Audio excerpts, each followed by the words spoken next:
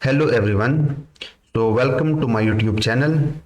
तो machine learning 100 days में खुशामदीद। आज डे 5 है जिसमें हम सीखेंगे अनसुपरवाइज लर्निंग के बारे में। ये मशीन लर्निंग का दूसरा टाइप्स है। फर्स्ट इसे पिछले वीडियो में हमने देखा था सुपरवाइज लर्निंग। इस वीडियो का जो एजेंडा है वो ये है कि अनसुपरवाइज लर्निंग क्या होता है और हम किस तरह इसको एक डेटा सेट में डिटेक्ट कर सकते हैं। जो डेटा सेट हमें मिला है उसमें हमें कैसे पता चलेगा कि ये एक अनसुपरवाइज लर्निंग से रिलेटेड है, ये अनसुपरवाइज लर्निंग प्रॉब्लम है। फिर हम देखेंगे अनसुपरवाइज लर्निंग के टाइप्स। हमारे पास 4 तरह के टाइप्स है, like clustering, association rule, dimensionality reduction, anomaly detection. ये 4 टाइप्स और इनके इस्तेमालात भी देखेंगे। इसी तरह यहाँ पे 2 प्रिंसिपल्स है, लाइक पीसीए एंड टीएनएसए, ये भी हम देखेंगे। उसके बाद हम देखेंगे एप्लीकेशन ऑफ अनसुपरवाइज लर्निंग के अनसुपरवाइज लर्निंग कहाँ कहाँ पे इस्तेमाल होता है, इनके यूज केसेस कहाँ कहाँ पे है, इनको भी हम डिटेल के साथ डिस्कस करेंगे। और इस वीडियो के एंड में अनसुपरवाइज लर्निंग के जितने भी कॉन्सेप्ट है या टर्मिनोलॉजीज है या एल्गोरिदम्स है, छोटे छोटे पॉइंट्स है, उससे रिलेटेड इंटरव्यू में 20 क्वेश्चन विद सॉल्यूशन भी हम सॉल्व करेंगे। मैं क्या करता हूँ, सबसे पहले मैं आप लोगों को बताता हूं अनसुपरवाइज लर्निंग के बारे में। तो अनसुपरवाइज लर्निंग को समझने के लिए हम कंसिडर करते हैं कि हम जहां पे भी जॉब कर रहे हैं, जिस जिस भी कंपनी में है, उसने हमें एक डेटा सेट दिया है। अब जब वो डेटा सेट हमें मिला तो हमें उस डेटा सेट को पहले पहचानना होगा कि ये अनसुपरवाइज लर्निंग से रिलेटेड है या सुपरवाइज लर्निंग से। सुपरवाइज लर्निंग पिछले वीडियो में मैं बता चुका हूँ डिटेल के साथ। जब आपको एक डेटा सेट मिलता है लाइक दिस वन, अब इसमें अगर ये data set label data set है, यानी इसमें इनपुट फीचर्स भी हैं जिन्हें आप कॉलम भी कहते हो, और आउटपुट वेरिएबल यानी लेबल भी है, तो ये एक सुपरवाइज लर्निंग प्रॉब्लम है। बट अगर आपका data set unlabel data set है जिसमें आपका आउटपुट वेरिएबल नहीं है, वो आपका कहलाता है अनसुपरवाइज लर्निंग। अब इसको आगे हम बहुत ही डिटेल के साथ समझेंगे, विजुअलाइजेशन की मदद से इसको एक्सप्लोर करेंगे। लेकिन यहाँ पे एक जनरल डेफिनेशन है कि unsupervise learning is a type of machine learning where the model is trained on unlabelled data. कि जब हमारे पास अनलेबल डेटा हो जिसमें आउटपुट वेरिएबल नहीं हो, इस टाइप के डेटा से जब हम डील आउट करते हैं तो वो अनसुपरवाइज लर्निंग के एल्गोरिदम्स होते हैं। जैसे कि सुपरवाइज लर्निंग क्या करता था, वो लेबल डेटा पे काम करता था। Unsupervise learning does not have a predefined set of labels. Label मतलब आउटपुट वेरिएबल्स, ठीक है। ये फीचर्स, वेरिएबल्स, लेबल्स में डे 3 में डिटेल के साथ बता चुका हूँ। आप उस वीडियो को जाकर देख सकते हो। Instead, the algorithm is left to find patterns and relationship in the data on its own. अब जब एल्गोरिदम को हम लेबल डेटा दिखाते ही, तो जो अनसुपरवाइज लर्निंग के एल्गोरिदम्स है वो क्या करते हैं कि वो खुद डिफाइन करते हैं आउटपुट वेरिएबल, खुद लेबल बनाते हैं। किस बेस पे? कि बाकी जितने भी फीचर्स हैं उनमें रिलेशनशिप और पैटर्न्स को ढूंढने के बाद, मतलब यहाँ पे अनसुपरवाइज लर्निंग में लेबल तो नहीं होता, तो क्या करता है एल्गोरिदम, वो खुद पैटर्न्स एंड रिलेशनशिप निकालता है उन फीचर्स के बीच में, देन वो खुद आउटपुट जनरेट करता है। जैसे कि ये जो डेटा सेट है, इस डेटा सेट में हम प्रेडिक्ट करना चाहते हैं, बताना चाहते हैं सैलरी, कि अगर हम एक एम्प्लॉय की एज, जेंडर, उसकी इनकम, उसका प्रोफेशन, उसका टेन्योर, कितने साल वो रहा, और उसका सिटी नेम अपने मॉडल को दिखाते हैं, तो वो हमें बता दे कि इसकी सैलरी इतनी है। तो सैलरी क्या है? एक आउटपुट वेरिएबल है, एक लेबल है। लेकिन चूंकि इस डेटा सेट में वो है ही नहीं, तो ये जो डेटा सेट है ये आपका अनसुपरवाइज लर्निंग प्रॉब्लम है। इसलिए आप जो भी एल्गोरिदम इस्तेमाल होगा अनसुपरवाइज लर्निंग का, वो खुद इन सारे फीचर के बीच रिलेशनशिप एंड पैटर्न्स ढूंढेगा, एंड देन वो खुद एक आउटपुट लेवल जनरेट करके यानी सैलरी जनरेट करके आपको प्रेडिक्ट करके बताएगा। This is the whole concept of unsupervise learning. Okay, इसको समझने के लिए हम समझते हैं कि यहाँ पे हमारे पास एक डेटा सेट है जिसमें कुछ इमेजेस है डॉग्स एंड कैट्स की। नाउ हम कंसिडर करते हैं कि इस डेटा सेट में कोई आउटपुट वेरिएबल नहीं है, यानी अनलेबल डेटा है। तो ये एक अनसुपरवाइज लर्निंग प्रॉब्लम है, क्योंकि यहाँ पे जो भी एल्गोरिदम हम अनसुपरवाइज लर्निंग का इस्तेमाल करेंगे वो इन इमेजेस के बीच में रिलेशनशिप ढूंढेगा, पैटर्न्स ढूंढेगा, और इस बेस पे वो एक आउटपुट वेरिएबल या आउटपुट हमें देगा कि ये डॉग है या ये कैट है। सो हम आगे मूव करते हैं और यहाँ पे टाइप्स डिस्कस करते हैं।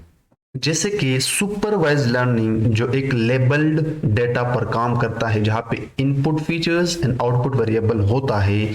इसी तरह अनसुपरवाइज लर्निंग एक अनलेबल्ड डेटा सेट पे काम करता है, जहां पे आउटपुट वेरिएबल नहीं होता। तो सुपरवाइज लर्निंग के दो टाइप्स थे, हमने देखे थे पिछले वीडियो में डे 4 में। एक होता है रिग्रेशन, एक होता है क्लासिफिकेशन, ठीक है। इसी तरह अनसुपरवाइज लर्निंग के 4 टाइप्स हैं। फर्स्ट टाइप है क्लस्टरिंग। तो वीडियो लंबी हो सकती है, लेकिन मैं कंप्लीट डिटेल के साथ अनसुपरवाइज लर्निंग के जितने भी टाइप्स है और उन टाइप्स के जो मेन कॉन्सेप्ट है वो यहाँ पे इसी वीडियो में कवर करना चाहता हूं, ठीक है। सो क्लस्टरिंग जैसे कि नाम से जाहिर है ग्रुप्स बनाना, ठीक है। सिमिलर चीजों को उठाकर, एक डेटा से सिमिलर चीजों को उठाकर उनके ग्रुप्स बनाना। अब ये कैसे काम करता है और इसके कितने टाइप्स है ये हम डिस्कस करते हैं। Clustering is a data mining technique which groups unlabeled data based on their similarities or differences. एक डेटा सेट है हमारे पास, लेट से हमारे पास Amazon प्रोडक्ट्स का एक डेटा सेट है। अब जब मैं उस प्रोडक्ट्स पर अपना मॉडल ट्रेन करूंगा और वो एक अनलेबल्ड डेटा है, ठीक है, तो मेरा जो मॉडल होगा, जो भी एल्गोरिदम होगा अनसुपरवाइज लर्निंग का, वो पहले या तो प्रोडक्ट्स जो सिमिलर है, एक दूसरे के सिमिलर है, let's say product A product B के सिमिलर है, तो उन दोनों का वो ग्रुप बनाएगा, क्लस्टर बनाएगा। या ऐसा भी हो सकता है कि वहां पे दो प्रोडक्ट्स या दो से ज्यादा एक दूसरे से अलग है। Watch and food, watch and food बिल्कुल एक दूसरे से अलग है, इसका भी डिफरेंस में निकाल के उनका भी एक क्लस्टर बना सकता हूं। मतलब सिमिलर आइटम का मैं अलग क्लस्टर बनाऊंगा, डिफरेंस आइटम का मैं अलग क्लस्टर बनाऊंगा, और इस बेस पे मैं रिकमेंड कर सकता हूं यूजर को एक प्रोडक्ट। ये ओवरऑल कंसेप्ट है क्लस्टरिंग का, ठीक है। ये एक अनक्लासिफाइड डेटा ऑब्जेक्ट पर काम करता है, फिर उनके ग्रुप को रिप्रेजेंट करता है, ठीक है, पैटर्न्स एंड इंफॉर्मेशन लेते हुए उस पूरे डेटा सेट से। अब इसकी फर्स्ट टाइप है के मींस क्लस्टरिंग। ये एक एल्गोरिदम है, ठीक है, के मींस क्लस्टरिंग। अब ये के मींस क्लस्टरिंग जो है ना, ये डिवाइड करता है डेटा को, डेटा के पॉइंट्स को इनटू क्लस्टर्स। अब इस कॉन्सेप्ट को समझना, क्योंकि आगे इसके जो टाइप्स है वो भी बिल्कुल सिमिलर है, बस थोड़ा सा फर्क है। इसको समझने के लिए ये हमारे पास एक डेटा सेट है प्रोडक्ट्स का। यहाँ पे बहुत सारे प्रोडक्ट्स हैं, कुछ प्रोडक्ट्स यहाँ पे पड़े हैं, कुछ प्रोडक्ट्स यहाँ पे पड़े हैं, कुछ प्रोडक्ट्स यहाँ पे पड़े हैं। इन प्रोडक्ट्स को आप मशीन लर्निंग के जुबान में, मशीन लर्निंग के भाषा में डेटा पॉइंट्स भी कहते हो। These are all nothing but data observation और डेटा पॉइंट्स। अब मैं इन तीनों का 3 क्लस्टर बनाना चाहता हूं। अब जब मैं 3 यहाँ पे यानी 3 क्लस्टर्स, 3 का मतलब यहाँ पे के होगा, के सेंट्रोइड्स। अब ये पूरा एक कॉन्सेप्ट है जिसको हम आने वाली वीडियो में, क्योंकि ये पूरा एल्गोरिदम है, डिस्कस करेंगे डिटेल के साथ, बट यहाँ पे मैं एक जनरल ओवरव्यू दे रहा हूँ कि अनसुपरवाइज लर्निंग का जो फर्स्ट टाइप है क्लस्टरिंग, उसका जो फर्स्ट टाइप है वो है के मींस क्लस्टरिंग, जो डिवाइड करता है इन पॉइंट्स को ग्रुप्स में। अब ये जो फर्स्ट क्लस्टर है या फर्स्ट ग्रुप है, वो कुछ पॉइंट्स इससे यहां से उठाएगा सिमिलर, कुछ यहां से सिमिलर जो बिल्कुल क्लोज हो, एक दूसरे के सिमिलर हो, वो उनका एक ग्रुप बनाएगा। इसी तरह कुछ और सिमिलर आइटम्स का एक अलग ग्रुप बनाएगा, कुछ और सिमिलर का आइटम्स का कुछ एक और ग्रुप बनाएगा या एक और क्लस्टर बनाएगा। अब इसमें सेंट्रोइड का कंसेप्ट है जिसको हम आने वाली वीडियो में डिस्कस करेंगे, बट जरूरी नहीं है कि सिमिलर आइटम हो सकता है कि वो एक ऐसा ग्रुप बनाए जो आइटम एक दूसरे से अलग हो, मुख्तलिफ हो, ठीक है। तो दिस इज ऑल अबाउट के मींस क्लस्टरिंग। दूसरा टाइप है हायरार्किकल क्लस्टरिंग। ये बिल्कुल सेम है, ठीक है, लेकिन फर्क इतना है कि ये नेस्टेड क्लस्टरिंग बनाता है। जैसे कि हम कंसिडर करते हैं कि ये जो हमारा ग्रुप बन गया, सिमिलर आइटम्स का, क्लस्टरिंग का। हो सकता है कि इसके अंदर मजीद और सिमिलर आइटम्स हों, तो मैंने वो पूरा क्लस्टर यहाँ पे उठा लिया, जो ग्रुप उठा लिया। लेट्स से उसमें 1 2 4 6 7 8 9 पॉइंट्स थे, 9 सिमिलर आइटम्स थे। अब इन 9 सिमिलर आइटम्स में कुछ आइटम्स ऐसे भी होंगे जो मजीद एक दूसरे के सिमिलर होंगे, तो इसके अंदर मजीद क्लस्टर बनाना। अब ये दो चीजें एक दूसरे के करीब थे, सिमिलर थे। अब इस इंटायर क्लस्टर के अंदर 3 क्लस्टर बन गए जो भी सिमिलर आइटम्स थे, ठीक है। तो इसे कहते हैं हायरार्किकल क्लस्टरिंग, के एक क्लस्टर के अंदर मजीद और क्लस्टर, ठीक है। अब ये देखना, इस क्लस्टर के अंदर मजीद 2 क्लस्टर और हैं। पहले इस इंटायर क्लस्टर के अंदर ये लेवल 3 है, जो आउटर क्लस्टर होगा बड़ा बड़ा, उसको हम लेवल 3 कहते हैं। और जो इसके अंदर मजीद क्लस्टर बनते हैं उसे हम लेवल 2 कहते हैं। और हर क्लस्टर के अंदर मजीद जो क्लस्टर है लाइक दिस 2, अब ये एक अलग क्लस्टर बन गया, एक अलग ग्रुप बन गया, ये एक अलग ग्रुप बन गया, इसको भी हम लेवल 1 कहते हैं, like here you can see. So this is hierarchical clustering. Number 3, ये थोड़ा एडवांस कॉन्सेप्ट है बट स्टिल यहाँ पे मैं एक जनरल ओवरव्यू देता हूं। के मींस क्लस्टरिंग का जो थर्ड टाइप है वो है प्रोबेबिलिस्टिक क्लस्टरिंग। जैसे कि नाम से जाहिर है, प्रोबेबिलिटी स्टैटिस्टिक में किसे कहते हैं, यस और नो को, ठीक है, यस और नो को, टेल और हेड को। अब यहाँ पे इस इमेज से जाहिर हो रहा है कि यहाँ पे जितने भी क्लस्टर होंगे, लेट्स से ये एक क्लस्टर है, ये एक दूसरा क्लस्टर है, ये एक तीसरा क्लस्टर है, और ये एक और बड़ा क्लस्टर है जिसके अंदर मजीद ये जो अंदरूनी क्लस्टर है वो ये है। अब इन क्लस्टर में जिनकी प्रोबेबिलिटी चांस ज्यादा है सिमिलैरिटी का, वो हर क्लस्टर से एक एक पॉइंट उठाएगा और उसका एक और क्लस्टर बनाएगा, and this cluster is known as probabilistic clustering. So it is a method for modeling data points. As you can see, these are nothing but data points. या आसान जुबान में products, similar products, is belonging to different clusters with varying probabilities based on statistical models. So same यही concept है जो अभी मैंने बताया. So that was the third type of K-means clustering. ठीक है. अब इसके अंदर एक एल्गोरिदम है जिसे हम GMM कहते हैं, गैशियन डिस्ट्रीब्यूशन पे काम करता है. ये ज़्यादातर इस्तेमाल होता है इसके अंदर डेटा पॉइंट्स को क्लस्टर करने के लिए. ठीक है, इसको हम आने वाली वीडियो में डिटेल के साथ समझेंगे. तो ये तो था के मींस क्लस्टरिंग और उसके टाइप्स. अनसुपरवाइज लर्निंग का जो दूसरा टाइप है वो है एसोसिएशन रूल. तो बिल्कुल नाम से जाहिर है, एसोसिएशन मतलब कनेक्शन. डेटा पॉइंट्स या जिसको हम प्रोडक्ट से आइटम्स भी कहते हैं, उनका एक दूसरे से कनेक्शन कितना है, एसोसिएशन कितना है. अब इस कॉन्सेप्ट को समझो. पहले मैं यहाँ पे बता देता हूं. An association rule is a rule based model for finding relationship between variables in a given data set. अब यहाँ पे कॉन्सेप्ट थोड़ा अलग है.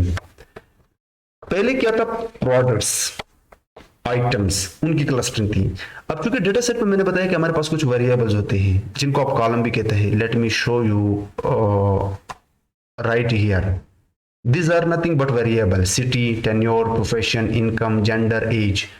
अब इनमें से कुछ ऐसे वेरिएबल या कॉलम्स होंगे जिनका एक दूसरे के साथ कनेक्शन हो. ठीक है, कनेक्शन हो. जैसे कि एज और जेंडर का भी हो सकता है connection. Just give me, I am giving just an example. जरूरी नहीं कि ये हो, जस्ट एक एग्जांपल दे रहा हूं. इनकम, प्रोफेशन का एक दूसरे से एक कनेक्शन है. तो इस पे जो भी एल्गोरिदम काम करता है उसे हम एसोसिएशन रूल कहते हैं. ये एक सेकंड टाइप है अनसुपरवाइज लर्निंग का. तो ये रिलेशनशिप फाइंड करता है कॉलम्स या वेरिएबल्स के बीच में जो भी आपके डेटा सेट में पड़े हैं. These methods are frequently used for market basket analysis, allowing companies to better understand relationship between different products. अब इस कॉन्सेप्ट को समझो. लेट्स से एक कंपनी है, वहां पे वो कंपनी कुछ प्रोडक्ट्स सेल करते हैं. तो एक कस्टमर आता है, कोई एक प्रोडक्ट लेता है. ठीक है, वॉच, लेट्स से वॉच वो खरीदता है. एक दूसरा कस्टमर है, वो भी वॉच खरीदता है. तो इन दोनों का एक दूसरे के साथ कनेक्शन है. तो इस बेस पे भी कंपनी अपने लिए एक ऐसा मॉडल बना सकता है जो बता सके कि ये कस्टमर इस प्रोडक्ट के साथ साथ इस प्रोडक्ट में भी इंटरेस्टेड है, एक कस्टमर का दूसरे कस्टमर के साथ कनेक्शन को देखते हुए. ठीक है। सो एग्जांपल है यहाँ पे, सच इज एक कस्टमर है यहाँ पे जो बाय करता है प्रोडक्ट ए को खरीदता है, ठीक है। हो सकता है कि इस प्रोडक्ट ए को खरीदने के साथ साथ उस इस प्रोडक्ट ए का कनेक्शन प्रोडक्ट बी के साथ भी हो। तो जब वो ये खरीदेगा तो जाहिर सी बात है वो ये भी खरीदेगा, क्योंकि इस प्रोडक्ट का कनेक्शन इस प्रोडक्ट के साथ भी है, ठीक है। तो इसके लिए बहुत सारे एल्गोरिदम इस्तेमाल होते हैं एसोसिएशन रूल में, जैसे कि एप्रायरी, इक्लेट, एफपी ग्रोथ। एप्रायरी बहुत ही इंटरेस्टिंग एल्गोरिदम है और इसको आने वाले वीडियो में हम डिटेल के साथ डिस्कस करेंगे। इस इमेज की मदद से भी आप देख सकते हो एसोसिएशन रूल की कॉन्सेप्ट, ठीक है।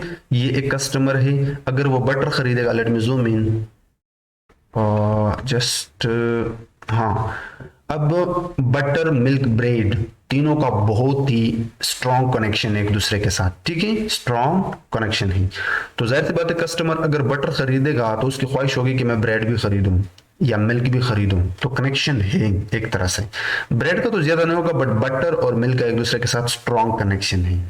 इसी तरह यहाँ पे बटर मिल्क का कनेक्शन है और ब्रेड सीरियल का भी कनेक्शन है। तो this is the all concept of association rule, ठीक है। अब इस चीज को आप यहाँ पे भी इस एग्जांपल की मदद से भी दे सकते हो। Let me zoom out a bit ताकि दिखाई दे।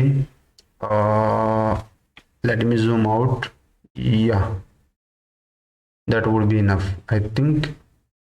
ओके, अब हम नीचे जाते हैं and the third type of unsupervised learning is dimensionality reduction.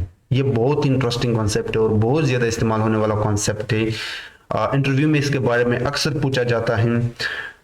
Dimensionality reduction, reduction का मतलब है घटाना, कम करना। डायमेंशनैलिटी डेटा की डायमेंशन के बारे में बताता है। इसका मतलब ये है कि अगर हमारे पास एक डेटा है जो कि बहुत बड़ा है, उसके डायमेंशन बहुत ज्यादा है। लेट्स से एक डेटा है जिसमें 100 फीचर्स है, 100 कॉलम है और उसमें 40 ऐसे कॉलम है जो गैर जरूरी है।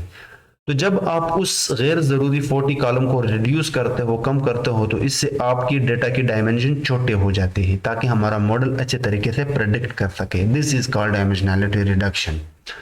Dimensionality reduction is a technique used when the number of features, मतलब columns or dimension in a given data set is too high, ठीक है, ये इसकी डेफिनेशन है। तो डायमेंशनैलिटी रिडक्शन क्या करता है, रिड्यूस करता है फीचर्स को या वेरिएबल्स को इस डेटा सेट में और सिर्फ उनको रहने देता है जो काम के वेरिएबल हो, ठीक है, जिससे आपके मॉडल अच्छे तरीके से ट्रेन हो, बाकी को रिमूव करता है। अब कुछ मेथड्स है, वो कौन से मेथड्स है जो डायमेंशनैलिटी रिडक्शन में इस्तेमाल होते हैं। तो आपके पास प्रिंसिपल कंपोनेंट एनालिसिस, बहुत ही बढ़िया एल्गोरिदम है, आने वाले वीडियो में इसको भी हम डिटेल के साथ समझेंगे प्रैक्टिकली। इसी तरह डिस्ट्रीब्यूटेड स्टोकेस्टिक या टी स्टोकेस्टिक नेबर एम्बेडिंग, ये भी एक बढ़िया टेक्निक है। यहाँ पे इन दो का मैं एक जनरल ओवरव्यू देता हूँ और ये बाकी भी इस्तेमाल होते हैं, लेकिन इनको हम अलग अलग वीडियो में देखेंगे, ठीक है। डीप लर्निंग में अगर चला जाए तो वहां पे ऑटो इनकोडर्स सेम यही प्रिंसिपल कंपोनेंट एनालिसिस का काम करता है। तो डायमेंशनैलिटी रिडक्शन समझने के लिए हम इस विजुअल पिक्टोरियल फॉर्म से मदद लेते हैं। अब ये जो डायमेंशन है ये 3 डायमेंशन है, ठीक है। ये जो डेटा सेट है 3 डायमेंशन में है, लेट्स से, ठीक है, हमारे पास एक डेटा है 3 डायमेंशन का। तो इसमें कुछ गैर जरूरी फीचर्स को हटाने के बाद जब मेरा डेटा सेट बनेगा तो वो 2 डायमेंशन हो सकता है, ठीक है, वाई और एक्स का 2 डायमेंशन बन गया। अब इसका फायदा ये होगा कि एक तो ये फायदा हुआ कि जो जरूरी फीचर्स थे वो रह गए और जो गैर जरूरी फीचर्स थे वो रिड्यूस हो गए और जो काम की चीज थी उस पर मॉडल अच्छे तरीके से ट्रेन होगा।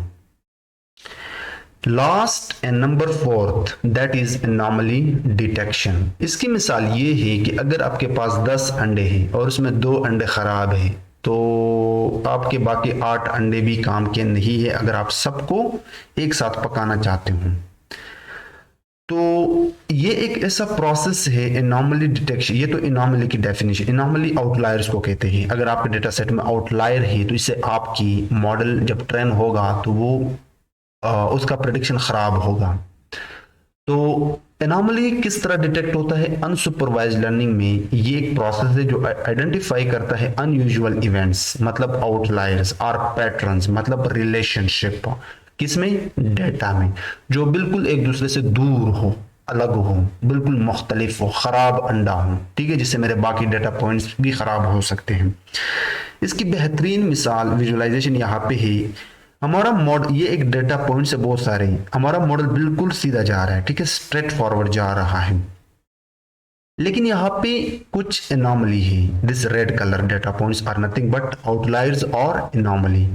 लेकिन हमारा मॉडल इतना क्लोजली ट्रेन हुआ है कि वो हर डेटा पॉइंट्स आउटलायर को भी नहीं छोड़ रहा, हर एक के अंदर घुस के जा रहा है, हर पॉइंट को या पूरे इस ट्रेनिंग फेज को मेमोराइज करता जा रहा है।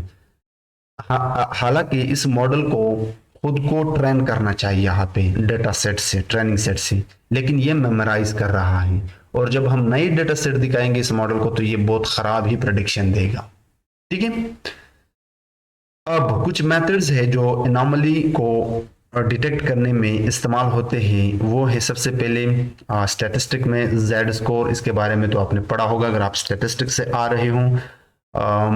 एक मेथड ये है महालना बोस डिस्टेंस, मैं तो इसका नाम भी नहीं ले सकता, लेकिन मैंने सर्च किया था कि मैं नॉर्मली इसको इस्तेमाल करता हूँ, बॉक्स प्लॉट को इस्तेमाल करता हूँ, बट एक ये भी है, बट मैंने इंक्लूड किया, मैं भी इंटरव्यू में पूछा जाए। इसके अलावा मशीन लर्निंग मेथड्स अगर देखे जाए तो वहाँ पे जो एल्गोरिदम है कैन नियरेस्ट नेबर्स बहुत ही अच्छा काम करता है इस पे, कि अगर आपके डेटा में एनॉमलीज है लाइक आउटलायर्स हैं तो ये एल्गोरिदम वहाँ पे बढ़िया काम करता है। सपोर्ट वेक्टर मशीन ये भी बढ़िया काम करता है। न्यूरल नेटवर्क्स में भी डीप लर्निंग में न्यूरल नेटवर्क वहाँ पे अच्छा काम करता है। अब ये सारे टर्म्स आने वाली वीडियो में हम पढ़ेंगे, what is vector, support vector machine और कैन नियरेस्ट नेबर्स। अच्छा एक बात और नोट करना, एनॉमली जरूरी नहीं कि आपके सिर्फ अनसुपरवाइज्ड डेटा सेट में हो, ये सुपरवाइज्ड, ये किसी भी डेटा सेट में भी हो सकती है। तो अगर अनसुपरवाइज्ड लर्निंग डेटा सेट में कोई एनॉमली है तो उसको डिटेक्ट करने के लिए क्लस्टरिंग, जो अभी थोड़ी देर पहले हमने पढ़ा क्या मींस क्लस्टरिंग, ठीक है, प्रोबेबिलिस्टिक क्लस्टरिंग, ठीक है, हायरार्किकल क्लस्टरिंग, ये काम आते हैं। एंड डेंसिटी बेस्ड अप्रोचेस, ये भी एक बहुत बड़ा कॉन्सेप्ट है जिसको हम आने वाली वीडियो में डिस्कस करेंगे। Because this video is just about unsupervised learning and types of unsupervised learning and application and interview question. तो मैं हर टर्म को यहाँ पे डिटेल के साथ डिस्कस नहीं कर सकता। टाइम सीरीज मशीन लर्निंग का भी एक पूरा टॉपिक है, वहाँ पे एरिमा एंड LSTM, जिसको हम लॉन्ग शॉर्ट टर्म मेमोरी भी कहते हैं, ये मॉडल बहुत बढ़िया काम करते हैं डिटेक्ट करने में किसी भी आउटलायर या एनॉमली को, ठीक है। Now let's talk about the application of unsupervised learning. अब तक हमने देखा कि unsupervised learning क्या होता है। तो जिस भी डेटा सेट में अगर आपका आउटपुट वेरिएबल नहीं है, यानी वो अनलेबल डेटा है, तो वो आपका अनसुपरवाइज्ड लर्निंग प्रॉब्लम है। फिर हमने चार टाइप्स देखे, लाइक क्लस्टरिंग जो ग्रुप्स बनाता है सिमिलर आइटम का या डिफरेंस आइटम का, क्लस्टरिंग के हमने टाइप्स देखे थे, ठीक है। फिर हमने डायमेंशनैलिटी रिडक्शन देखा कि कुछ फीचर्स को कम करते हैं वहाँ पे ताकि हमारा मॉडल अच्छे तरीके से प्रेडिक्ट मारे, गैर ज़रूरी फीचर्स को रिमूव करना डायमेंशनैलिटी रिडक्शन में। फिर हमने एनॉमली डिटेक्शन भी पढ़ा, ठीक है। अब हम देखेंगे कुछ एप्लीकेशन। तो सबसे पहला एप्लीकेशन है अनसुपरवाइज्ड लर्निंग का न्यूज़ सेक्शन में, और इसकी बड़ी एग्जांपल गूगल है। गूगल अनसुपरवाइज्ड लर्निंग का इस्तेमाल करता है ताकि वो कैटेगरी बना सके आर्टिकल्स का, कि किस कंट्री का आर्टिकल है। मतलब अगर यूएस से बहुत सारे आर्टिकल्स गूगल पे आ रहे हैं तो वो उन आर्टिकल्स के सिमिलर ग्रुप्स बनाते हैं जहाँ पे क्लस्टरिंग का इस्तेमाल होता है बहुत ज़्यादा, और उस बेस पे वो आपको बता सकता है कि ये जो है किसकी न्यूज़ है, यूएस की है, अमेरिका की। सो न्यूज़ में भी बहुत ज़्यादा इस्तेमाल होती है। कंप्यूटर विजन डीप लर्निंग का एक ब्रांच है जहाँ पे ज़्यादातर काम होता है ऑब्जेक्ट्स को रिकॉग्नाइज करना, ठीक है, जैसे कि वीडियो में ऑब्जेक्ट्स को किस तरह डिटेक्ट किए जाते हैं, वो कंप्यूटर विजन का काम है। तो अनसुपरवाइज्ड लर्निंग यहाँ पे बहुत ज़्यादा इस्तेमाल होता है विजुअल परसेप्शन टास्क, या किसी ऑब्जेक्ट को रिकॉग्नाइज करना वीडियो में, ठीक है। इसी तरह मेडिकल इमेजिंग, अब ये बहुत इंटरेस्टिंग फील्ड है। यहाँ पे मशीन लर्निंग के स्पेशल अनसुपरवाइज्ड लर्निंग का इस्तेमाल बहुत ज़्यादा होता है। तो यहाँ पे अनसुपरवाइज्ड लर्निंग क्या करता है कि प्रोवाइड करता है इसेंशियल फीचर्स, किसको, मेडिकल डिवाइसेस को। अब मेडिकल में जो डिवाइसेस इस्तेमाल होते हैं किसी भी बीमारी को डिटेक्ट करने के लिए, उसको एक अच्छा इमेज या एक अच्छा फीचर सामने ला के देता है अनसुपरवाइज लर्निंग एल्गोरिदम का मॉडल। तो जैसे कि एक इमेज को डिटेक्ट करना, ठीक है, वो डिवाइस एक इमेज को भी डिटेक्ट कर सकता है, वो क्लासिफाई भी कर सकता है यस नो बीमारी है या नहीं है, सेगमेंटेशन, टुकड़े बनाना सिमिलर आइटम्स का। ये ज़्यादातर रेडियोलॉजी मेडिकल में एक फील्ड है जो प्रोड्यूस करता है इमेजेस को इनसाइड के बॉडी, कि अगर हम किसी पर्सन के इंटरनल बॉडी को देखना चाहते हैं तो जो भी डिवाइस इस्तेमाल होगा उसमें ज़ाहिर सी बात है मशीन लर्निंग का कोई एल्गोरिदम इस्तेमाल हुआ होगा और वो एल्गोरिदम अनसुपरवाइज लर्निंग का ही होता है। इसी तरह पैथोलॉजी ये क्या करता है, ये रिकॉग्नाइज करता है या क्लासिफाई करता है बॉडली ग्रोथ को, कि ये जो भी जिस्म है, बॉडी है, वो बढ़ रही है, कम हो रही है, उसका स्ट्रक्चर किस तरह है, वहाँ पे इन्फ्लेमेशन है, डिजीज है। तो ओवरऑल पैथोलॉजी बीमारी डिटेक्शन का काम है, उस बीमारी के स्ट्रक्चर, उसकी इन्फ्लेमेशन, उसकी बॉडली ग्रोथ, उसकी इंडिकेशन, ये उसकी डायग्नोसिस, हर चीज़ इंटरप्रिटेशन का काम जो भी डिवाइस करेगा उस डिवाइस में ज़ाहिर सी बात है अनसुपरवाइज लर्निंग का ही एल्गोरिदम लगा होगा। ठीक है, नेक्स्ट एप्लीकेशन है एनॉमली डिटेक्शन। डिटेल के साथ हमने देखा किसी भी डेटा सेट में अगर आप देखना चाहते हो कि खराब अंडा पड़ा है तो उसे किस तरह डिटेक्ट किया जाता है। इसी तरह कस्टमर पर्सोना का क्या मतलब है, इसको समझने के लिए मैं एक एग्जांपल देता हूं। आप इस मिसाल कुछ इस तरह ले सकते हो कि एक बिजनेस है, नॉट बिजनेस, लेट्स से एक कंपनी है जो कुछ प्रोडक्ट को सेल करते हैं, ठीक है। तो अगर वो कंपनी चाहते हैं कि मेरे जो बायर्स हैं, जो मुझसे चीज़ें खरीदते हैं, उनकी ज़्यादातर प्रोडक्ट वो कौन से लेते हैं। एक कस्टमर है जो ज़्यादातर मिल्क लेते हैं, दूध। तो दूध के साथ रिलेटेड प्रोडक्ट जो थोड़ी देर पहले भी हमने डिस्कस किया था, कौन सा हो सकता है, वो आपका बटर हो सकता है। तो इसी तरह की सिमिलैरिटी चीज़ों को लाना एक कस्टमर के लिए, एक बायर के लिए, तो वो इस बेस पे देख सकता है कि मेरा ये जो बायर है जो मुझसे चीज़ें खरीदता है वो मेरे किन किन प्रोडक्ट्स में इंटरेस्टेड है। तो वो ग्रुप्स बना के दे सकता है कस्टमर का कि कुछ मिल्क्स में इंटरेस्टेड है, कुछ फूड्स में इंटरेस्टेड है। तो इस तरह के काम भी अनसुपरवाइज्ड लर्निंग के एल्गोरिदम करते हैं। और रिकमेंडेशन सिस्टम, अब ये तो बहुत ही बढ़िया फील्ड है मशीन लर्निंग का, आजकल बहुत ही डिमांड है इसका। इसकी भी एक मिसाल देता हूँ। अगर आप कभी अमेज़ॉन वेबसाइट पे गए हो तो वहां पे जब आप कोई प्रोडक्ट सर्च करते हो तो उस प्रोडक्ट के साथ साथ आपको बहुत सारे प्रोडक्ट रिकमेंड में देता है। तो रिकमेंडेशन सिस्टम का मतलब ये है कि अगर पास्ट में आपने कोई चीज़ सर्च किया है, जैसे यूट्यूब पे जो भी वीडियो आप देखते हो, तो वो अगर आप फन के वीडियो देखते हो तो वो फन से रिलेटेड वीडियो आपको रिकमेंड करके देता है। अगर आप एक्शन मूवीज देखना चाहते हो तो वो एक्शन मूवीज रिकमेंड करके देता है। तो आपकी बिहेवियर पे वो रिकमेंड करके देता है आपका सिमिलर चीज। तो रिकमेंडेशन सिस्टम का ये मतलब है। तो जितने भी रिकमेंडेशन इंजन्स है वहां पे मशीन लर्निंग का बहुत सारा काम होता है और वो काम करता है अनसुपरवाइज लर्निंग। ठीक है, नेक्स्ट है हमारे पास 20 इंटरव्यू क्वेश्चंस। अब ये पार्ट जितने भी एडवांस स्टूडेंट हैं या इंटरमीडिएट स्टूडेंट हैं उनके लिए हैं। अगर कोई बिगिनर इस वीडियो को देख रहा है तो वो इस पार्ट को स्किप कर सकते हैं, क्योंकि इसमें ऐसे टर्म्स भी हैं जो हम आने वाली वीडियो में डिस्कस करने वाले हैं। लेकिन अगर देखना चाहते हैं, अपने नॉलेज में इजाफा करना चाहते हैं, तो वो भी देख सकते हैं। सो फर्स्ट क्वेश्चन इंटरव्यूअर आपसे पूछ सकता है अनसुपरवाइज्ड लर्निंग से related, that what are some common applications of dimensionality reduction in machine learning. तो डायमेंशनैलिटी रिडक्शन हमने देखा था कि कुछ गैर ज़रूरी फीचर्स को कम करना, जिससे क्या होगा और फिटिंग भी कम होगी और आपका मॉडल अच्छे तरीके से प्रेडिक्ट कर रहा होगा। तो वो यही चीज़ आपसे पूछ रहा है कि आप की जो डायमेंशनैलिटी रिडक्शन है उसका इस्तेमाल कहाँ पर होता है। तो इसका इस्तेमाल जो है वो है इमेज एंड स्पीच रिकॉग्निशन। ठीक है, ये डीप लर्निंग का कॉन्सेप्ट है।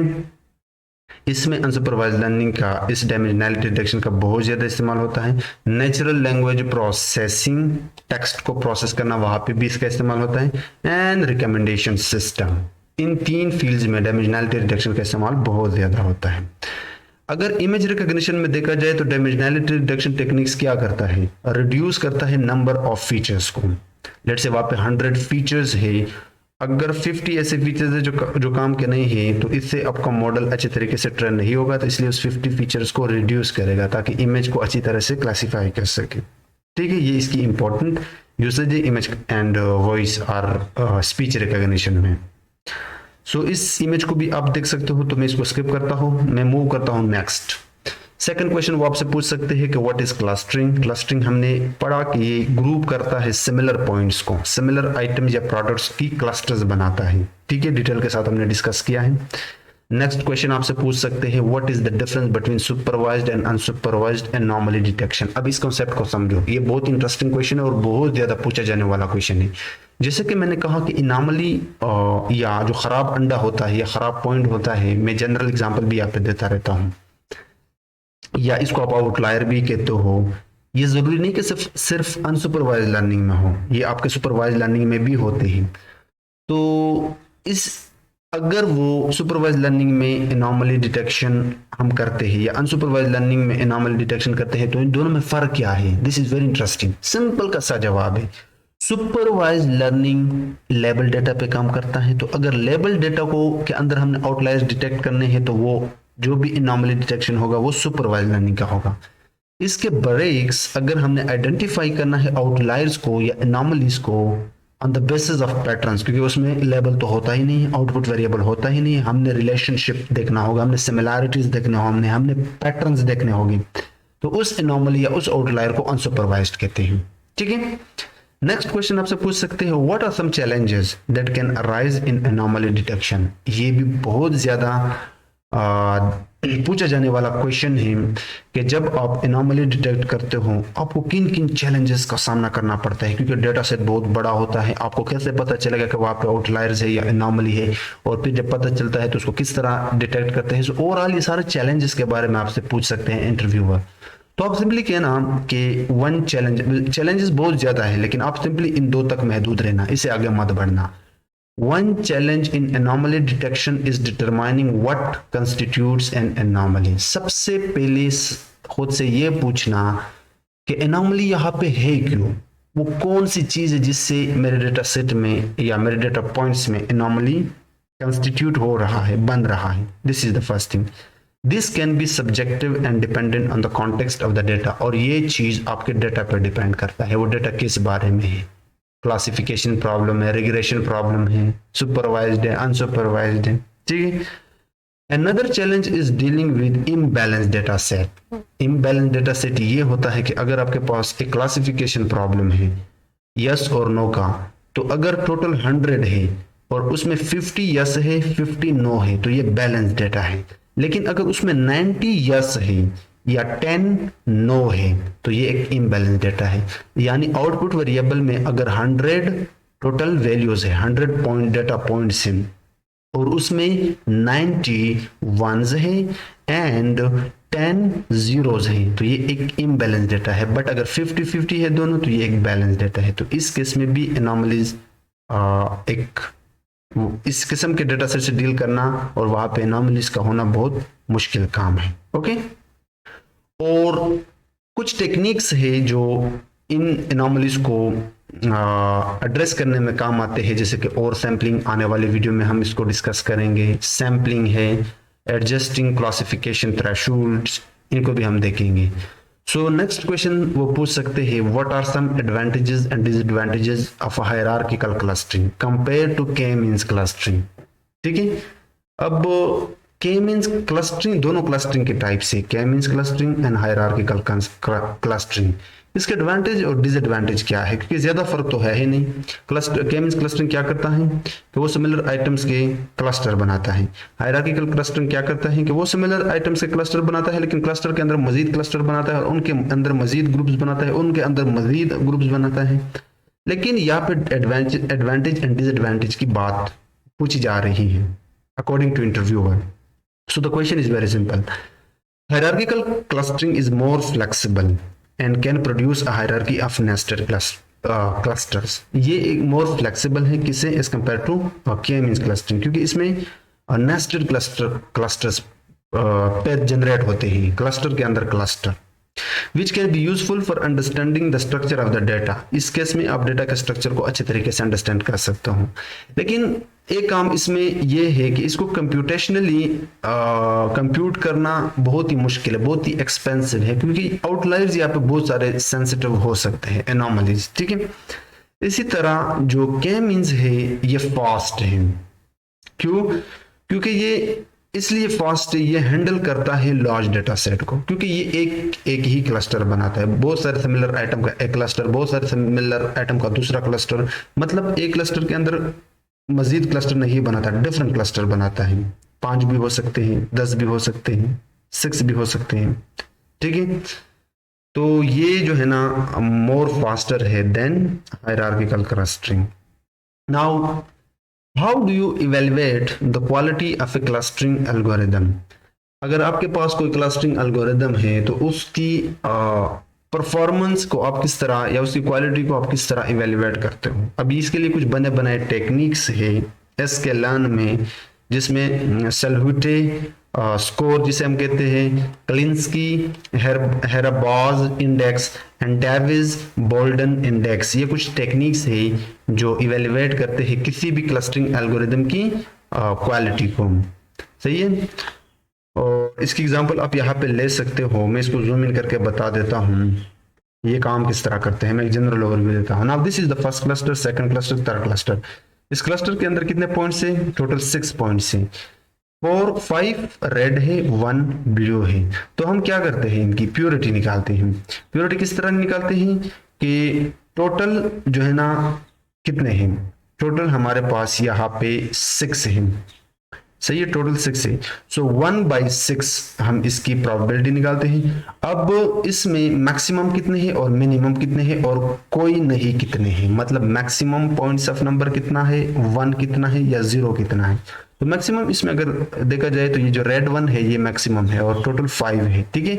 और इसमें एक 1 है और 0 कोई नहीं है। सो आप क्या करोगे, 5 by total number of points by sorry maximum divide by total numbers, ये कुछ इस तरह आप निकालते हो। सेम इनके लिए भी आप कर सकते हो। ओके, द नेक्स्ट क्वेश्चन वो पूछ सकते हैं कि व्हाट इज डायमेंशनैलिटी रिडक्शन। हमने डिस्कस किया बड़ी डिटेल के साथ, नंबर ऑफ फीचर्स को रिड्यूस करना। नेक्स्ट क्वेश्चन वो पूछ सकते हैं कि what is the difference between PCA and TSNE. अब मैंने बताया था कि मैं इसके बारे में थोड़ा बहुत बताऊंगा। ये दोनों बड़े कॉन्सेप्ट हैं, इनको अलग वीडियो में हम डिटेल के साथ विद प्रैक्टिकल एग्जांपल समझेंगे, बट यहाँ पे एक जनरल ओवरव्यू देता हूँ। PCA is a linear dimensionality reduction technique while TSNA is a non linear dimensionality reduction. ये इसकी डिफरेंस है। अब कॉन्सेप्ट को समझना हम नीचे देखेंगे, बट ये इसकी डिफरेंस है, ठीक है। तो PCA क्या करता है मैं बता देता हूँ। पीसीए का एक काम है कि ये ओवरफिटिंग को खत्म करता है। जब हम अपने मॉडल के ट्रेनिंग डेटा में बहुत ज्यादा फीचर डालते हैं, बहुत ज्यादा फीचर उन्हें फीड करते हैं, तो हमारा जो मॉडल होता है वो ओवरफिटिंग की तरफ जाता है। तो ओवरफिटिंग से बचने के लिए हम पीसीए का इस्तेमाल करता है। इसका काम ये होता है कि ये रिड्यूस करता है नंबर ऑफ फीचर्स को डेटा सेट में। This is all about PCA. बाकी इसकी मैथमेटिक्स विजुअलाइजेशन हम आने वाले वीडियो में डिटेल के साथ समझेंगे। एसएनए एक ऐसा टेक्निक है जो विजुअलाइज करता है, यानी दिखाता है हाई डायमेंशनल डेटा सेट इन लोअर डायमेंशनल स्पेस। अगर आपका डेटा बहुत बड़ा है तो इससे भी और फिटिंग जनरेट होता है, same like in features case. तो जब आप लोअर केस में देखना चाहते हो, लोअर डायमेंशनल स्पेस में देखना चाहते हो, तो उसका काम यही एसएनए, ठीक है, का काम होता है। नाउ मजीद इसके बारे में मैं नहीं बताऊंगा क्योंकि ये बड़े कॉन्सेप्ट है, जो जनरल ओवरव्यू था मैंने दे दिया। नेक्स्ट क्वेश्चन इंटरव्यूअर आपसे पूछ सकता है कि what are some challenges that can arise in association rule mining and how can they be addressed. अब ये भी सेम डिटेक्शन की तरह है। एनोमली डिटेक्शन में जिस तरह पूछा गया था चैलेंजेस, एसोसिएशन रूल में भी वही हो सकते हैं। So you can simply answer that one challenge in association rule mining is dealing with large data set and combinatorial exposure of possible item sets. This can be addressed through a technique such as pruning, sampling and parallelization. अच्छा, पहले देखते कि association rule का काम क्या था। Association rule बड़े data set में पैटर्न्स, रिलेशनशिप, कनेक्शन ढूंढ रहा था प्रोडक्ट्स में, ठीक है, कि प्रोडक्ट ए का प्रोडक्ट बी के साथ क्या रिलेशन है, एसोसिएशन है। तो वो फर्स्ट चैलेंज कौन सा हो सकता है? तो बड़ा, अगर डेटा सेट बड़ा है तो वहां पे रिलेशनशिप फाइंड करना मुश्किल काम है, ठीक है। ज्यादा फीचर्स वाला डेटा सेट है, हाई डायमेंशनल डेटा सेट है, तो ये थोड़ा टीडियस काम हो सकता है कि वहां पे कनेक्शन या एसोसिएशन फाइंड करना। और इसको हम किस तरह एड्रेस करते हैं और कम करते हैं? कुछ टेक्निक्स है साइकिट-लर्न के, लाइक प्रूनिंग, सैम्पलिंग एंड पैरेललाइजेशन, इनको भी हम आने वाली वीडियो में देखेंगे।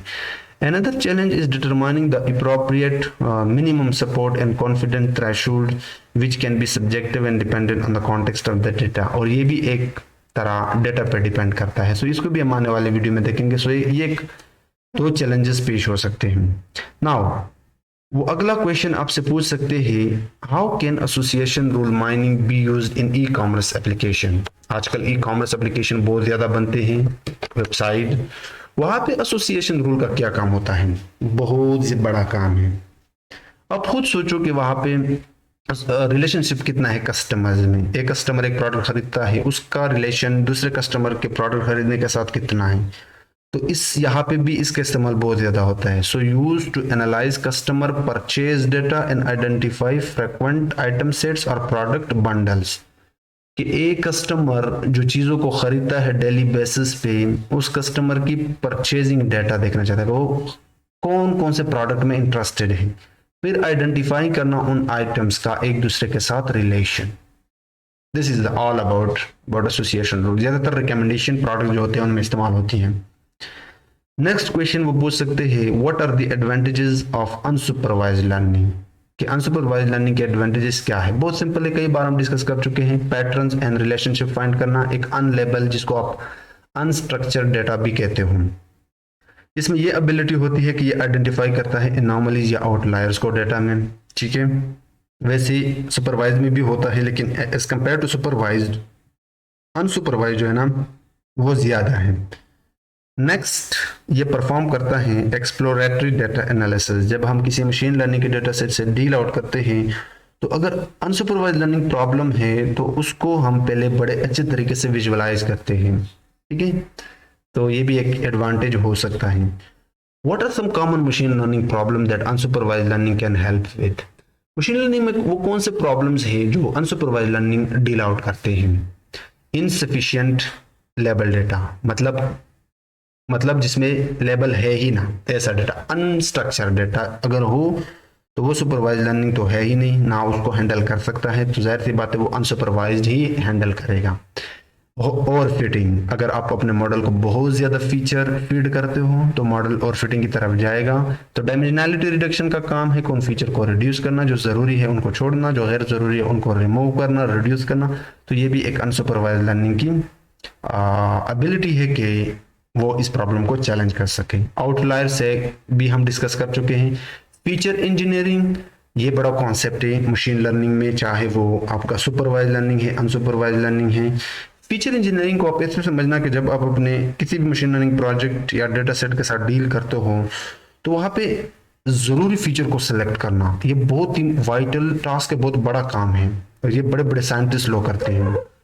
कि अगर मैं एक रिकमेंडेशन सिस्टम बना रहा हूँ अमेजोन के लिए, लेट्स से प्रोडक्ट्स का, अमेजोन ने मुझे एक डेटा सेट दिया है और उसमें 10 कॉलम्स है जिनको आप फीचर्स कहते हो, तो मैं जाहिर सी बात है वहाँ पे जो इंपॉर्टेंट फीचर्स हैं उनको सेलेक्ट करूंगा। तो मुझे उस डेटा को एक्सप्लोर करना होगा, कुछ इंपॉर्टेंट फीचर्स को सेलेक्ट करने होंगे, गैर जरूरी फीचर्स को हटाने होंगे, ठीक है।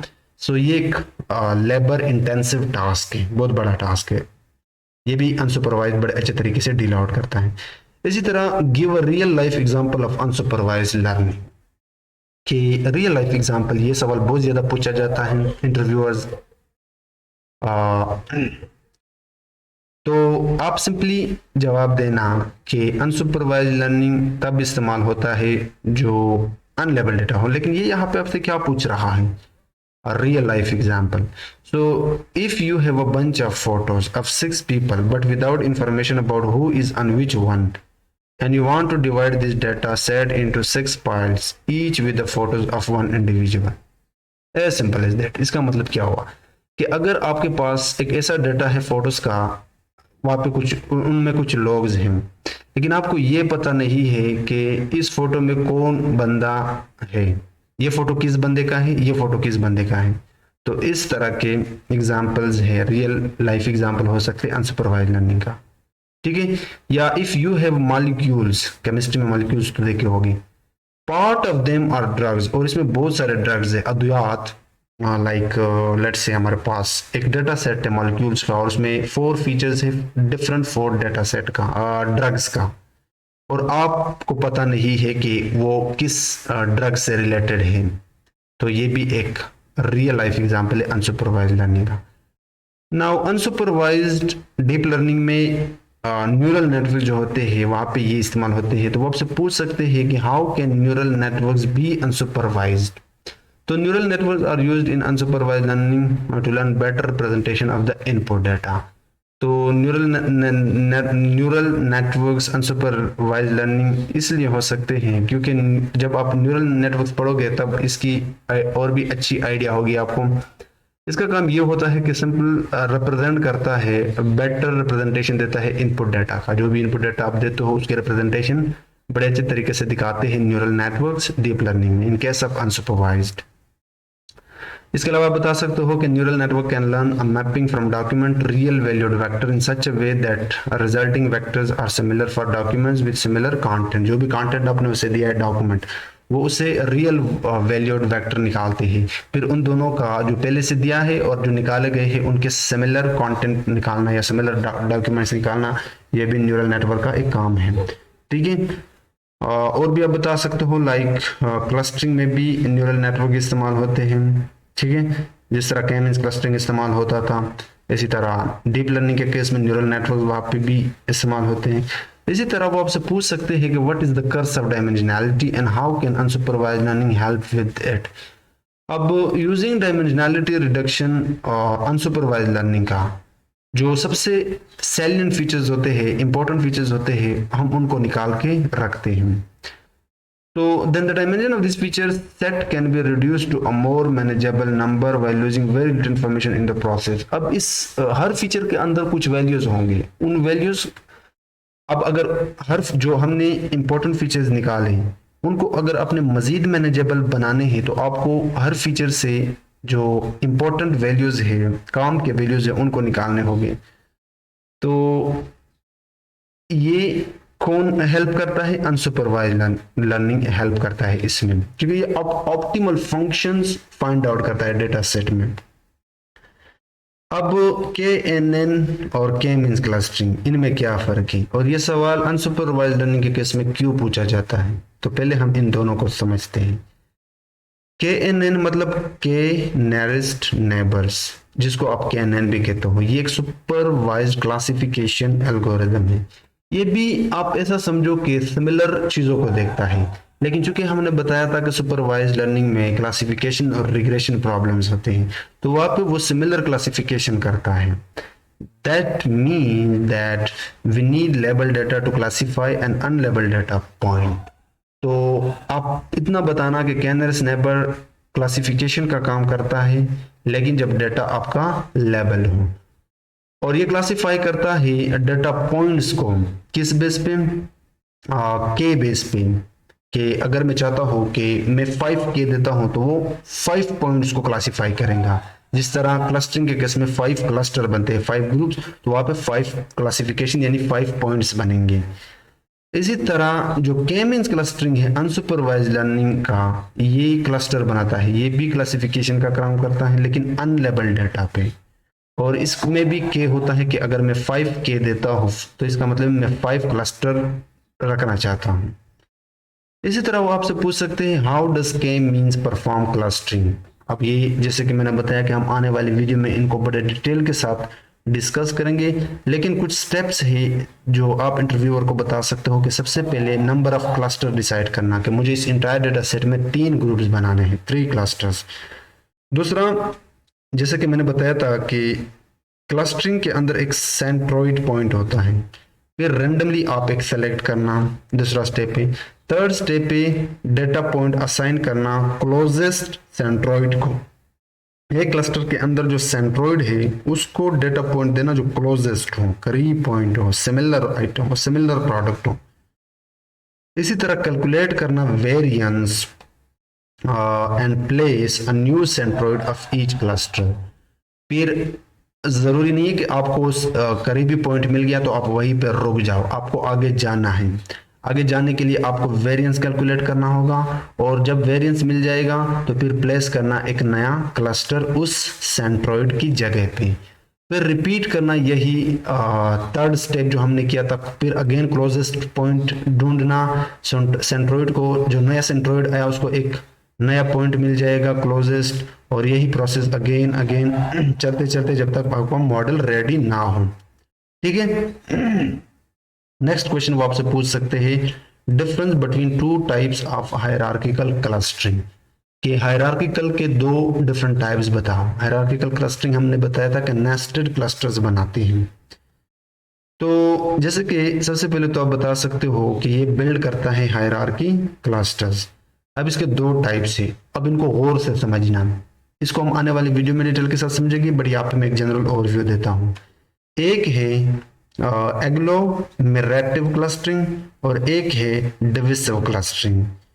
इसको समझना बहुत आसान है और मुश्किल भी है। सबसे पहले हम समझ लेते हैं कि इस एग्लोमेरेटिव क्लस्टरिंग में हर डेटा पॉइंट, जो फर्स्ट पॉइंट है लाइक दिस वन, स्टार्ट हो जाता है अपने ही क्लस्टर से। इसको मैं इमेज की मदद से बड़े अच्छे तरीके से समझाऊंगा। और पीर क्लस्टर के जोड़े बनाता है और उनको मर्ज करके एक और हायरार्की क्लस्टर बनाता है। और जो डिविसिव क्लस्टरिंग है उसमें एक से नहीं स्टार्ट होता है, ऑल से स्टार्ट होता है। चलिए इसको हम यहां पे समझते हैं। This image, let me explain this thing. ये जो फर्स्ट इमेज है ये एग्लोमेरेटिव है, ये जो दूसरा है ये डिविसिव है। एग्लोमेरेटिव में क्या होता है कि ये डेटा पॉइंट हमने कुछ, ये हमारा डेटा सेट है जिसमें टोटल 5 6 11 पॉइंट्स हैं। अब ये खुद में 11 क्लस्टर है क्योंकि वो सिंगल पॉइंट से क्लस्टरिंग स्टार्ट करता है। फिर जो क्लोजेस्ट क्लस्टर हो गए, अब ये खुद में एक क्लस्टर है, हालांकि एक पॉइंट है। ठीक है, अब अगर क्लस्टरिंग होता तो ये पूरा एक क्लस्टर होता, लाइक दिस वन, पूरा क्लस्टर होता।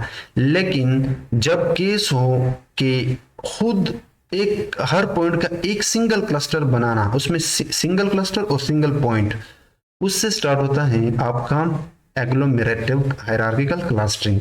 फिर जो भी सिमिलर क्लस्टर होंगे, लेट्स से दिस टू, फिर उनके मजीद क्लस्टर बनाना। अब दो दो आ गए, फिर जो भी इनमें सिमिलर हो गए उनका एक और क्लस्टर बनाना। अब इसमें 3 हो गए, इसमें 3 हो गए, फिर फाइनली एक बड़ा सा हायरार्की बन जाता है। इसके अंदर 2 क्लस्टर है और इस क्लस्टर के अंदर मजीद 3 क्लस्टर है और यहाँ पे 3 क्लस्टर है, और इस क्लस्टर के अंदर मजीद 2 क्लस्टर है और इस क्लस्टर के अंदर मजीद 2 क्लस्टर है, और हर क्लस्टर के अंदर एक डाटा पॉइंट है। तो ये एक हायरार्की बन गया। लेकिन ये जो डिविसिव हायरार्किकल क्लस्टरिंग है ये बिल्कुल उलट है इसकी। ये बड़े बड़े से स्टार्ट करता है, फर्स्ट बड़े क्लस्टर से, कि जितने भी पॉइंट है, जैसे कि यहाँ पे सिंगल क्लस्टर हमने कंसिडर किया था, इन सबको एक ही क्लस्टर में लेते हैं। फिर इस क्लस्टर के अंदर जो भी सिमिलर आइटम्स हो गए उनके मजीद क्लस्टर बनाना, जैसे कि ये 2। फिर इस क्लस्टर और इस क्लस्टर के अंदर जो भी सिमिलर आइटम हो गए उनके मजीद क्लस्टर बनाना, जैसे कि इसके अंदर, अब इसके अंदर 3 बन गए, इसके अंदर 3 बन गए, एक सिंगल है और 2 के अंदर 2 पॉइंट है। अब फिर इनके अंदर मजीद क्लस्टर बनाना, जैसे कि ये और ये भी एक बहुत बड़ा। अब दोनों सेम है, ठीक है, लेकिन ये तरीका कुछ और था और ये तरीका कुछ और था। सो इस चीज को आप इस इमेज से बड़े अच्छे तरीके से समझ पाओगे। ठीक है, ये आपका एग्लोमेरेटिव क्लस्टरिंग है क्योंकि ये पहले सिंगल क्लस्टरिंग है, सिंगल, हर पॉइंट सिंगल क्लस्टर है। जो सिमिलर है उनके मजीद क्लस्टर बनाए, क्यू आर के मजीद क्लस्टर बन गए, एस टी के मजीद क्लस्टर बन गए। ठीक है, अब एस टी और वी लेट से मजीद सिमिलर है तो उनका एक और क्लस्टर बन गया, और क्यू आर और पी मजीद क्लोज थे तो उनका ये बन गया, या इससे पहले Q R S T V, मतलब क्यू आर आपके एस और टी वी के और क्लोज था तो इसका एक और क्लस्टर बन गया। फिर इनका और पी का लेट से मजीद रिलेशन है, सिमिलरिटी है, तो फिर इनका एक और क्लस्टर बन गया। अब डिविसिव में क्या होता है कि बड़े से स्टार्ट होता है, तो हर ये कितने पॉइंट थे, 1 2 3 4 5 6, इन 6 पॉइंट्स का एक क्लस्टर बन गया। फिर इनका एक और क्लस्टर बन गया, फिर इनसे एक और बन गया, यहाँ पे से एक और बन गया, यहाँ से एक और फाइनली छोटे वाले क्लस्टर मजीद जो सिंगल डेटा पॉइंट थे वो बन गए। So that was all about unsupervised learning and unsupervised learning concept। तो इस वीडियो में आई होप कि आप लोगों को बहुत कुछ सीखने को मिला होगा। आई नो कि वीडियो बहुत लंबी थी लेकिन मैंने बहुत चीज़ें इसमें कवर किए। सो वीडियो पसंद आई है तो वीडियो को लाइक करो and we will be seeing in the next 100 days of machine learning video.